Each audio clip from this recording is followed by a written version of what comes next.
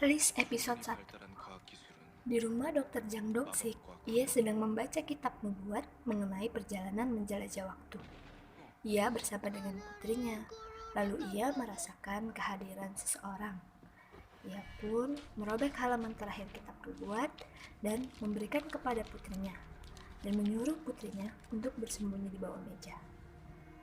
Lee Se-hoon adalah orang dari masa depan yang ingin mengambil kitab nubuat. Ia bahkan membunuh Dr. Jang Dong-sik.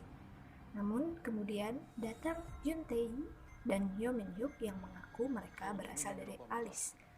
Mereka merebut kitab nubuat dan menyelamatkan putri Jang Dong-sik yang hampir dibunuh.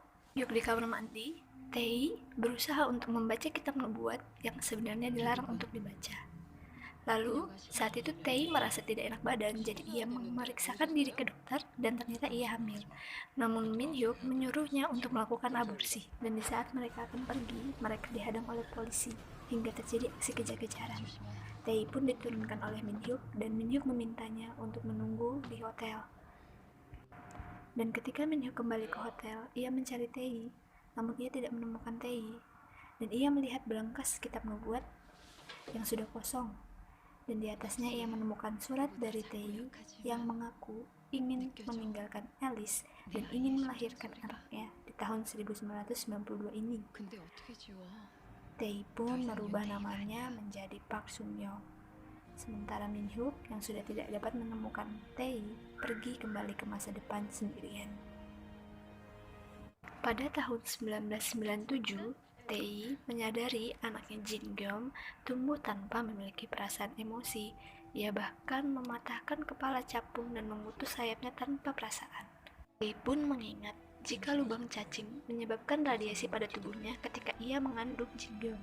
Sun-young tidak menyerah untuk merawat Jin Gyeom. Di 2010, Jin Gyeom yang sudah duduk di bangku SMA, di sekolahnya terjadi kejadian siswi yang bunuh diri. Jin Gyeom yang saat itu ada di tempat kejadian akhirnya diinterogasi oleh polisi. Sun-young pun berusaha untuk mencari saksi agar bisa membuktikan jika anaknya tidak bersalah. Ia pun akhirnya menemukan saksi yang melihat kejadian yang dapat membuktikan jika Jin Gyeom tidak mendorong siswi tersebut.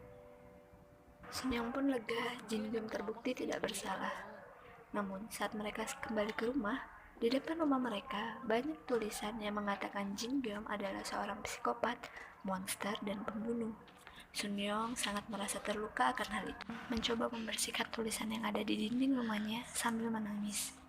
Lalu Jin Gyeom yang mengetahui jika ibunya sedang bersedih pun mencoba menghampiri ibunya. Ia pun mengatakan kepada ibunya jika ia tidak memperdulikan perkataan dari orang lain tentangnya. Namun, berbeda dengan ibunya terluka. Sun-young pun terharu mendengar perkataan anaknya yang mengkhawatirkannya. Jin Gyeom tidak ingin ibunya terluka. Sun-young sangat merasa bersyukur karena anaknya sudah mulai dewasa. Dan episode 1 pun berakhir.